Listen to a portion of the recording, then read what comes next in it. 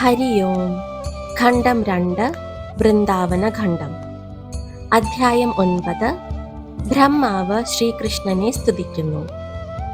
ബഹുലാശ്വനും നാരദനും തമ്മിലുള്ള സംഭാഷണം തുടരുന്നു.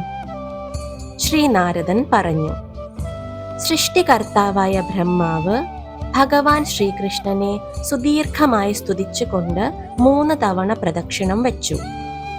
താൻ അപഹരിച്ച ഗോപബാലന്മാരെയും പശുക്കുട്ടികളെയും തിരിച്ചു കൊണ്ടുവരാനുള്ള അനുമതിക്കായി ബ്രഹ്മാവ് ഭഗവാനോട് പ്രാർത്ഥിക്കുകയും ചെയ്തു.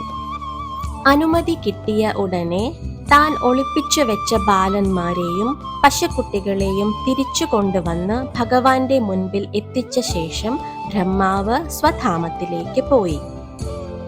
ശ്രീകൃഷ്ണൻ അവരെയെല്ലാം 1 വർഷം മുൻപ് ഒന്നിച്ചിരുന്ന് ഭക്ഷണം കഴിച്ച യമുനാ തീരത്തെ അതേ സ്ഥലത്തേക്ക് കൊണ്ടുപോയി. ഭഗവാന്റെ മായയാൽ മോഹിതരായ ഗോപബാലന്മാർക്ക് അത്രയും സമയം 1 നിമിഷം പോലെ മാത്രമേ തോന്നിയുള്ളൂ.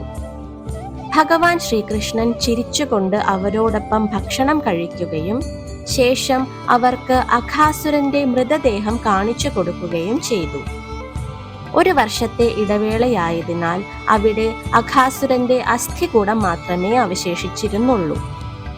അഘാസുരന്റെ അസ്ഥികൂടം കണ്ടതിനു പിറകെ എല്ലാവരും നന്ദഗ്രാമത്തിലേക്ക് തിരിച്ചുപോയി. ഗോപബാലകന്മാർ അതാതു വീടുകളിൽ ചെന്ന് അഘാസുരനെ കൃഷ്ണൻ വധിച്ച കാര്യം വിവരിച്ചു കൊടുത്തു. അങ്ങനെ 1 വർഷത്തിന് ശേഷമാണ് ബാലന്മാർ ആ കഥ അവിടെ അറിയിച്ചത്.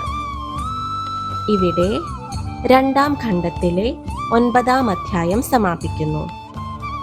ബ്രഹ്മാവ് ഭഗവാൻ ശ്രീകൃഷ്ണനെ സ്തുതിച്ച പ്രസക്ത ഭാഗങ്ങൾ ഇവിടെ ഉൾപ്പെടുത്തുന്നു. ഹരി ഓം. കൃഷ്ണായ മേഘവപുഷേ ചബലാംബരായ പീയൂഷമിഷ്ടവചനായ പരാൽപരായ വംശീധരായ ശിഖിചന്ദ്രികയാന്വിതായ ദേവായ ഭാതൃസഹിതായ നമോസ്തു തസ്മൈ.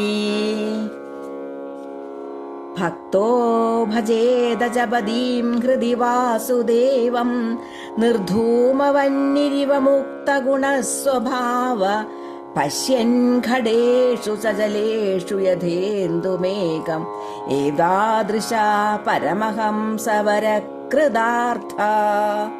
സുന്ദരം തൂ തവ രൂപമേവ ഹി മന്മഥസ്യ മനസോഹരം പരം ആവിരസ്തു മമ നേത്രയോ സദാ ശ്യാമലം മകരകുണ്ടലാവൃതം വൈകുണ്ഠലീലാപ്രവരം മനോഹരം നമസ്കൃതം ദേവഗണൈ പരം വരം ഗോപാലലീലാഭിയുതം ഭജാമ്യഹം ഗോലോകനാഥം ശിരസാ നമാമ്യഹം. യദ്വാരിദേശേന ഗതിർഗുഹേന്ദ്ര ഗണേശതാരേശ ദിവാകരാണ ആജ്ഞാം വിനാ യാന്തി ന കുഞ്ചമണ്ഡലം തം കൃഷ്ണചന്ദ്രം ജഗദീശ്വരം ഭജേ.